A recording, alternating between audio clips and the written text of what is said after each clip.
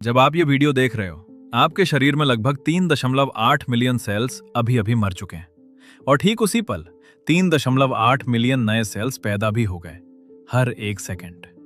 आपका शरीर कोई एक चीज नहीं है, ये 37 ट्रिलियन माइक्रोस्कोपिक यूनिट्स का एक जीता जागता सांस लेता शहर है जो बिना आपके सोचे भी परफेक्ट कोऑर्डिनेशन में काम कर रहा है। और इन सब में सबसे छोटी यूनिट एक सिंगल सेल। आज हम इसके अंदर जाने वाले हैं।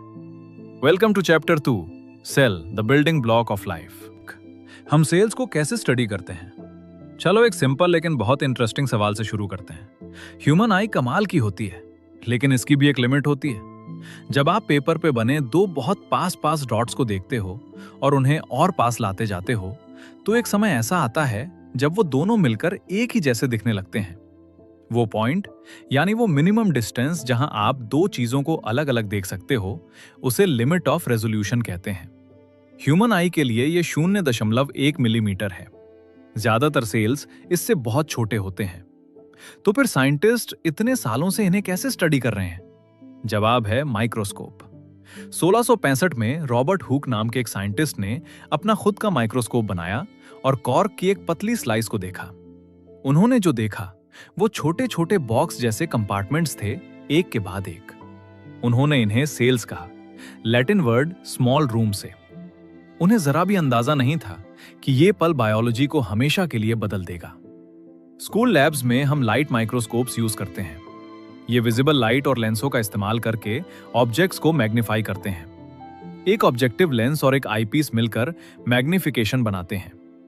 अगर दोनों लेंस 10x के हैं तो टोटल मैग्निफिकेशन होगा 10 गुणा 10 बराबर 100x। इसका मतलब एक ऑनियन सेल जो असल में 200 माइक्रोमीटर का है, माइक्रोस्कोप में 20,000 माइक्रोमीटर या 2 सेंटीमीटर जितना दिखाई देगा। लेकिन लाइट माइक्रोस्कोप्स की भी अपनी लिमिट्स होती हैं।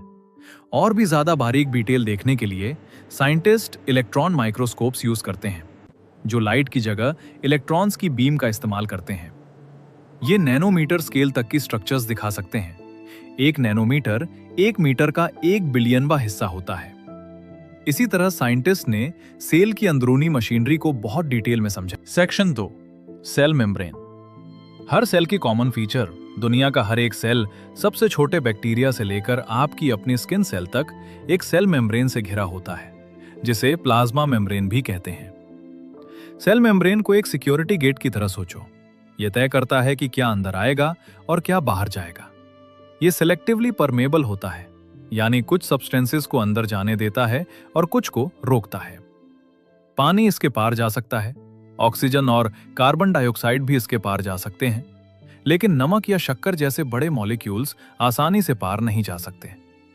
इस सेलेक्टिव परमेबिलिटी की वजह से एक बहुत इंपॉर्टेंट प्रोसेस होता है जिसे ऑस्मोसिस कहते हैं। चलो इसे एक एग्जाम्पल से समझते हैं।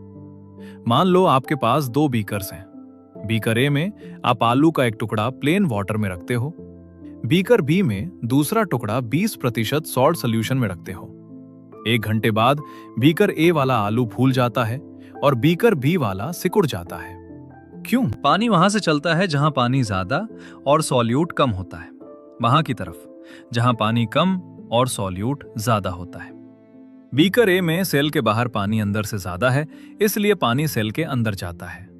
बीकर बी में बाहर का नमकीन पानी सेल के अंदर से पानी बाहर खींच लेता है। सेलेक्टिवली परमेबल मेम्ब्रेन के आर पार पानी की इस मूवमेंट को ऑस्मोसिस कहते हैं। यह डिफ्यूजन जैसा है, लेकिन सिर्फ पानी के लिए और सिर्फ मेम्ब्रेन के आर पार। डिफ्यूजन इससे भी सिंपल है। यह किसी भी पार्टिकल की हाई कॉन्सेंट्रेशन से लो कॉन्सेंट्रेशन की तरफ मूवमेंट है, बिना किसी मेम्ब्रेन के। जैसे किसी कमरे में परफ्यूम की खुशबू फैल जाना। अब सेल मेम्ब्रेन असल में दिखता कैसा है? यह बहुत ही पतला होता है, सिर्फ 7 से 10 नैनोमीटर मोटा। इसकी स्ट्रक्चर को फ्लूइड मोज़ेक मॉडल से समझाया जाता है। इसमें एक लिपिड बाइलेयर होता है, यानी फैट मॉलिक्यूल्स की 2 लेयर्स। इन मॉलिक्यूल्स के हेड्स पानी की तरफ आकर्षित होते हैं, हाइड्रोफिलिक, और बाहर की तरफ रहते हैं। इनके टेल्स पानी से दूर रहते हैं, हाइड्रोफोबिक, और एक दूसरे की तरफ अंदर की ओर होते हैं। प्रोटीन्स इस बाइलेयर के अंदर जगह जगह लगे होते हैं, जैसे किसी मोज़ेक में टाइल्स। ये प्रोटीन चैनल्स गेटकीपर्स की तरह काम करते हैं और खास सब्सटेंसेस को अंदर बाहर जाने में मदद करते हैं। ये मॉलिक्यूल्स मूव कर सकते हैं, घूम सकते हैं और साइड में शिफ्ट भी हो सकते हैं। इसलिए मेम्ब्रेन को फ्लूइड कहा जाता है। और क्योंकि ये अलग अलग मॉलिक्यूल्स का मोज़ेक जैसा दिखता है, इसलिए इसे मोज़ेक मॉडल कहा जाता है। Section 3, cell wall. बाहर की आर्मर अब प्लांट सेल्स, फंगल सेल्स और बैक्टीरियल सेल्स में एक ऐसी चीज होती है जो एनिमल सेल्स में नहीं होती। सेल मेम्ब्रेन के बाहर एक सेल वॉल। इसे ऐसे समझो, जानवर चल फिर सकते हैं, अगर कुछ उन पर आए तो वो हट सकते हैं या भाग सकते हैं। लेकिन एक पेड़, एक फूल, वो तो जमीन में जड़े होते हैं। उन्हें हवा, बारिश और अलग अलग प्रेशर को लगातार झेलना पड़ता है, इसलिए उन्हें मजबूत स्ट्रक्चरल सपोर्ट चाहिए। ये सपोर्ट सेल वॉल से मिलता है।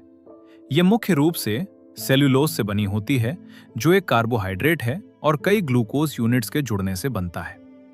इंटरेस्टिंग बात यह है कि हमारे खाने में यही सेल्यूलोज रफेज कहलाता है और डाइजेशन में मदद करता है। सेल मेम्ब्रेन के उलट सेल वॉल पूरी तरह परमेएबल होती है। ये कंट्रोल नहीं करती कि क्या अंदर जाएगा और क्या बाहर। ये सिर्फ शेप और सपोर्ट देती है। सेल वॉल का रोल समझने के लिए एक बहुत बढ़िया डेमोन्स्ट्रेशन है। जब आप ऑनियन पील जैसे प्लांट सेल को कॉन्सेंट्रेटेड शुगर सॉल्यूशन में रखते हो, तो ऑस्मोसिस की वजह से उसका पानी बाहर निकल जाता है और अंदर का कंटेंट सिकुड़ जाता है। लेकिन सेल की बाहरी शेप वही रहती है, क्योंकि रिजिड सेल वॉल उसे पकड़े रहती है। इसे प्लाज्मोलाइसिस कहते हैं। इसमें सेल मेम्ब्रेन सेल वॉल से अलग हट जाती है।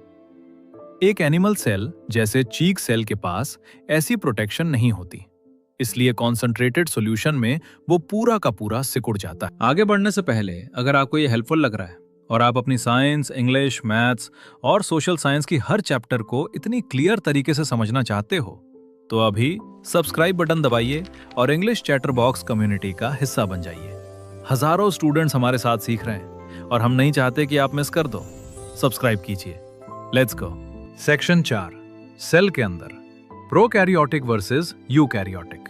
अब तक हमने सेल की बाउंड्री की बात की, अब चलो अंदर चलते हैं। हर सेल में 3 बेसिक चीजें होती हैं। एक cell membrane, selective boundary. 2 cytoplasm, एक सेमी फ्लूइड जेली जैसा सब्सटेंस जो सेल को भरता है और सारे ऑर्गेनील्स को संभाल कर रखता है। 3 एक न्यूक्लियस, कंट्रोल सेंटर। लेकिन यही चीजें इंटरेस्टिंग हो जाती हैं। हर सेल की बनावट एक जैसी नहीं होती। बैक्टीरियल सेल्स सिंपल होते हैं, इनमें वेल डिफाइंड न्यूक्लियस नहीं होता। इनका जेनेटिक मटेरियल डीएनए साइटोप्लाज्म में ही एक रीजन में होता है, जिसे न्यूक्लियोइड कहते हैं। इनमें कोई मेम्ब्रेन बाउंड ऑर्गेनील्स भी नहीं होते। ऐसे सेल्स को प्रोकैरियोटिक सेल्स कहते हैं।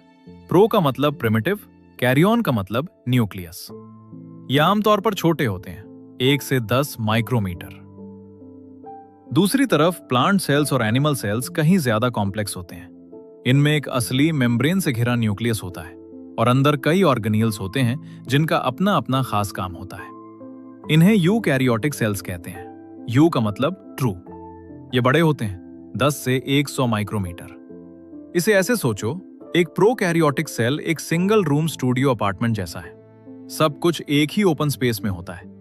एक यूकैरियोटिक सेल एक अच्छे से डिजाइन किया गया घर है। Bedroom, kitchen, storage room, power unit, हर कमरे का अपना एक काम। Section 5, organelles. यूकैरियोटिक सेल के अंदर चलो अब यूकैरियोटिक सेल के ऑर्गेनल्स का टूर करते हैं, एक एक करके। न्यूक्लियस, कोडेड इंस्ट्रक्शंस का घर। न्यूक्लियस एक डबल लेयर्ड न्यूक्लियर मेम्ब्रेन से घिरा होता है, जिसमें पोर्स होते हैं। ये पोर्स न्यूक्लियस और साइटोप्लाज्म के बीच कम्युनिकेशन होने देते हैं। न्यूक्लियस के अंदर एक डेंस बॉडी होती है जिसे न्यूक्लियोलस कहते हैं, जहां राइबोसोम्स के बिल्डिंग ब्लॉक्स बनते हैं। न्यूक्लियस में क्रोमोसोम्स होते हैं, धागे जैसे स्ट्रक्चर्स जो डीएनए को लेकर चलते हैं। डीएनए में ऑर्गेनिज्म को बनाने और चलाने की सारी इंस्ट्रक्शंस होती हैं। डीएनए के खास हिस्से जो कोई स्पेसिफिक इंस्ट्रक्शन रखते हैं, उन्हें जीन्स कहते हैं।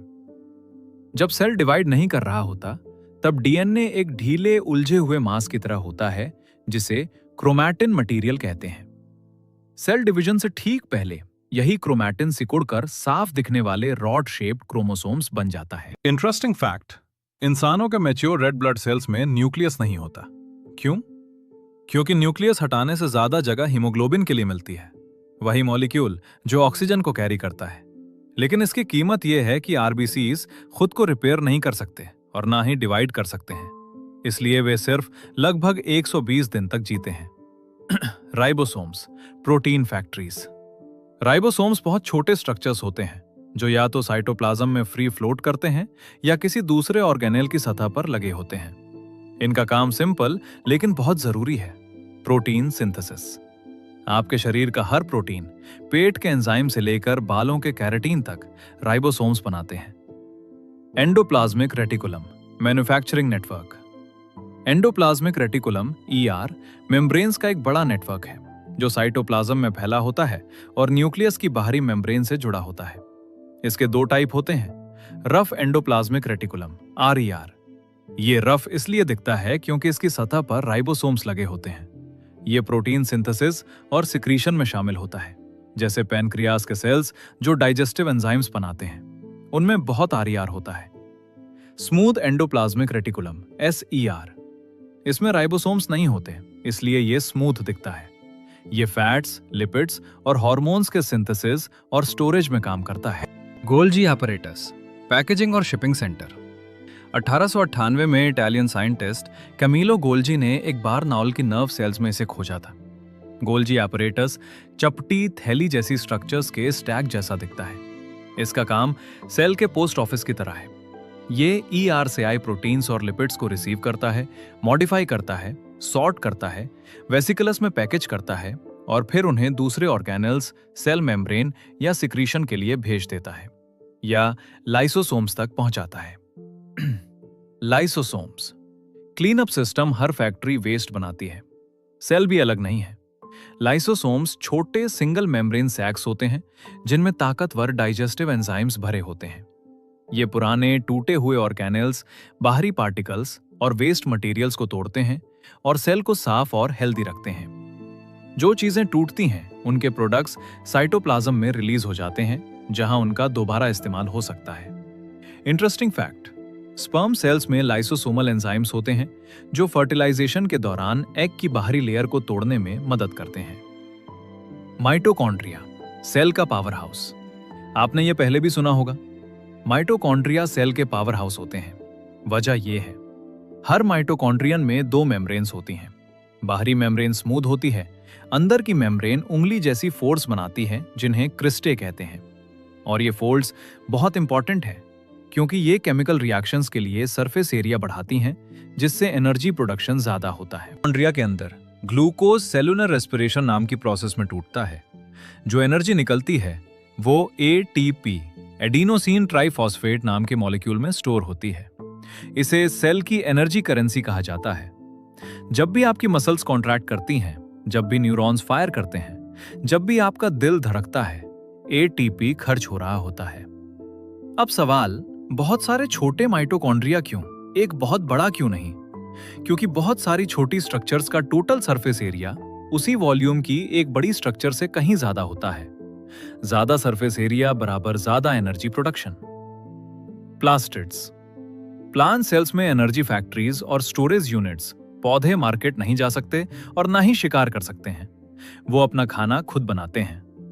ये काम प्लास्टिड्स में होता है, ऐसे ऑर्गेनेल्स जो सिर्फ प्लांट सेल्स में पाए जाते हैं। सबसे इंपॉर्टेंट प्लास्टिड है chloroplast. Chloroplast double membrane bound organelles होते हैं, माइटोकॉन्ड्रिया की तरह। इनके अंदर एक फ्लूइड होता है जिसे स्ट्रोमा कहते हैं, और स्ट्रोमा के अंदर डिस्क शेप्ड मेम्ब्रेन स्ट्रक्चर्स होती हैं जिनमें क्लोरोफिल होता है, वही हरा पिगमेंट जो सनलाइट को कैप्चर करता है। फोटोसिंथेसिस के दौरान सनलाइट की मदद से कार्बन डाइऑक्साइड और वाटर को ग्लूकोज में बदला जाता है। ये शुगर्स स्ट्रोमा में स्टोर होती हैं। दो और टाइप होते हैं, क्रोमोप्लास्ट्स। इनमें नॉन ग्रीन पिगमेंट्स होते हैं, येलो, ऑरेंज, रेड। ये फ्लावर्स और फ्रूट्स को ब्राइट कलर्स देते हैं। ये कलर्स पॉलिनेटर्स और सीड डिस्पर्सिंग एनिमल्स को अट्रैक्ट करते हैं। क्रोमोप्लास्ट्स फोटोसिंथेसिस नहीं करते, इनका काम सिर्फ कलर और अट्रैक्शन है। ल्यूकोप्लास्ट्स, कलरलेस प्लास्टिड्स जो फूड स्टोर करते हैं, स्टार्च, ऑयल्स या प्रोटीन्स। आलू के सेल्स में स्टोर्ड स्टार्च? ये ल्यूकोप्लास्ट का काम है। Fascinating connection. माइटोकॉन्ड्रिया और प्लास्टिड्स दोनों के पास अपना डीएनए और राइबोसोम्स होते हैं। इससे पता चलता है कि शायद वे कभी इंडिपेंडेंट बैक्टीरिया थे जिन्हें अरबों साल पहले शुरुआती सेल्स ने इनगॉल्व कर लिया था। इसे एंडोसिम्बायोटिक थ्योरी कहते हैं। वैक्यूल्स, स्टोरेज और सपोर्ट। वैक्यूल एक स्टोरेज ऑर्गेनेल है जो एक मेम्ब्रेन से घिरा होता है। मैच्योर प्लांट सेल्स में आमतौर पर एक बड़ा सेंट्रल वैक्यूल होता है जो सेल के ज्यादातर वॉल्यूम को घेर लेता है। इसमें पानी, मिनरल्स, शुगर्स और वेस्ट मटेरियल्स स्टोर होते हैं। जब यह पानी से भरता है तो वैक्यूल बाहर की तरफ सेल वॉल पर प्रेशर डालता है। यही प्रेशर प्लांट सेल को फर्म रखता है। इसे टर्गर प्रेशर कहते हैं। जब पौधे को पर्याप्त पानी नहीं मिलता तो वैक्यूल सिकुड़ जाता है, टर्गर प्रेशर गिर जाता है और पौधा मुरझा जाता है। एनिमल सेल्स में भी वैक्यूल्स होते हैं, लेकिन वे बहुत छोटे और कम दिखाई देने वाले होते हैं और टेम्पररी स्टोरेज के लिए इस्तेमाल होते हैं। सेक्शन 6, सेल डिवीजन, बढ़ना और रिप्लेस करना। जब आपके स्किन पर कट लगता है तो कुछ दिनों में वो ठीक हो जाता है। जब आप लंबे होते हो तो आपकी हड्डियां बस बड़ी नहीं होती, उनमें नए सेल्स जुड़ते हैं। ये सब पॉसिबल है क्योंकि सेल्स डिवाइड कर सकते हैं। चलो 2 मेन टाइप्स को समझते हैं। माइटोसिस। माइटोसिस वो प्रोसेस है जिसमें एक पेरेंट सेल डिवाइड होकर 2 डॉटर सेल्स बनाता है जो जेनेटिकली पेरेंट सेल जैसे ही होते हैं। हर डॉटर सेल को उतने ही क्रोमोसोम्स और वही डीएनए मिलता है जो ओरिजिनल सेल में था। यह डिवीजन, ग्रोथ, रिपेयर और मेंटेनेंस के लिए इस्तेमाल होता है। हर दिन आपके शरीर के बिलियंस ऑफ सेल्स माइटोसिस करते हैं। स्किन सेल्स, ब्लड सेल्स और डाइजेस्टिव ट्रैक्ट की लाइनिंग वाले सेल्स को रिप्लेस करते हुए। मियोसिस। मियोसिस एक स्पेशल टाइप का सेल डिवीजन है जो गैमीट्स बनाता है, यानी सेक्स सेल्स, स्पर्म और एग्स। माइटोसिस के विपरीत मायोसिस में 2 राउंड्स ऑफ डिवीजन होते हैं और आखिर में 4 डॉटर सेल्स बनते हैं जिनमें पेरेंट सेल के मुकाबले आधे क्रोमोसोम्स होते हैं। आधे क्यों? क्योंकि फर्टिलाइजेशन के दौरान एक स्पर्म और एक एग मिलते हैं। अगर दोनों में क्रोमोसोम्स की पूरी संख्या हो तो बच्चे में सही संख्या से दुगनी क्रोमोसोम्स हो जाएंगी। गैमीट्स में क्रोमोसोम्स को आधा करके मायोसिस ये सुनिश्चित करता है कि फर्टिलाइजेशन के बाद सही क्रोमोसोम नंबर वापस बन जाए। मायोसिस जेनेटिक वेरिएशन भी लाता है। ये क्रोमोसोम्स को शफल करता है, इसलिए बच्चे अपने पेरेंट्स जैसे लगते हैं लेकिन बिल्कुल आइडेंटिकल नहीं होते। अगर कुछ गलत हो जाए तो माइटोसिस में एरर्स होने पर अनकंट्रोल्ड सेल डिवीजन शुरू हो सकती है और ट्यूमर्स बन सकते हैं। ऐसे ही कैंसर शुरू होता है। मायोसिस में errors genetic disorders, developmental problems या रिड्यूस्ड फर्टिलिटी का कारण बन सकते हैं। नॉर्मल सेल्स जब अपने पड़ोसी सेल्स को टच करते हैं तो डिवाइड करना बंद कर देते हैं। इसे कॉन्टैक्ट इनहिबिशन कहते हैं। कैंसर सेल्स ये कंट्रोल खो देते हैं और कॉन्टैक्ट होने पर भी डिवाइड करते रहते हैं। Section 7, cell theory. 1800 के दशक तक साइंटिस्ट्स लगभग 2 सेंचुरी से सेल्स को ऑब्जर्व कर रहे थे। 3 की साइंटिस्ट ने इन सब आइडियाज को एक साथ जोड़ा। मैथियास श्लाइडन 1838, सभी प्लांट्स सेल से बने हैं। थियोडोर श्वान 1839, सभी एनिमल्स सेल से बने हैं। रुडोल्फ विर्खो 1855, सभी सेल्स पहले से मौजूद सेल से बनते हैं। ये 3 आइडियाज मिलकर सेल थ्योरी बनाते हैं जो पूरी बायोलॉजी के सबसे इंपॉर्टेंट यूनिफाइंग प्रिंसिपल्स में से एक है। 1. सभी लिविंग ऑर्गेनिजम्स एक या उससे ज्यादा सेल से बने होते हैं। 2. सेल स्ट्रक्चर और फंक्शन की बेसिक यूनिट है। 3. सभी सेल्स प्री एग्जिस्टिंग सेल से आते हैं। यह थ्योरी समझाती है कि एंटीबायोटिक्स कैसे काम करते हैं, कैंसर कैसे फैलता है और कैसे एक फर्टिलाइज्ड एग एक पूरे ह्यूमन बीइंग में बदल जाता है। और यह था chapter 2, cell, the building block of life. Cell membrane जो डिसाइड करता है कि क्या अंदर जाएगा और क्या बाहर निकलेगा, माइटोकॉन्ड्रिया जो आपकी हर सांस के लिए एनर्जी बना रहे हैं, और न्यूक्लियस जिसमें आपकी पूरी एग्जिस्टेंस का इंस्ट्रक्शन मैनुअल रखा है। सेल का हर हिस्सा किसी पर्पस के लिए है और आपके शरीर का हर सेल अभी इसी वक्त आपको जिंदा रखने के लिए काम कर रहा है।